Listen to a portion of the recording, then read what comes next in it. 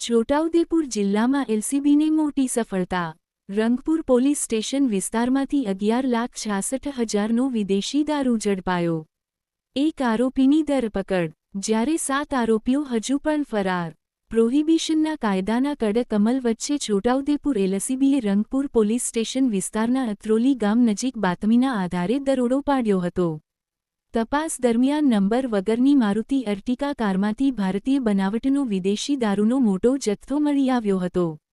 પોલીસે સ્થળ પરથી કિરણભાઈ ઉર્ફે કિરીટ કંદુભાઈ રાઠવાની ધરપકડ કરી છે, જ્યારે આ દારૂના જથ્થાની હેરફેરમાં સંડોવાયેલા અન્ય 7 આરોપીઓને વોન્ટેડ જાહેર કરી તેમની શોધખોળ શરૂ કરવામાં આવી છે।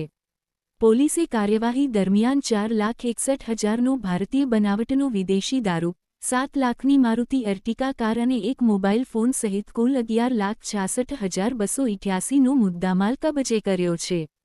આ મામલે રંગપુર પોલીસ સ્ટેશનમાં ગુનો નોંધીને પોલીસે વધુ તપાસ હાથ ધરી છે। પ્રોહિબિશન વિરુદ્ધ છોટાઉદેપુર પોલીસનું અભિયાન યથાવત છે।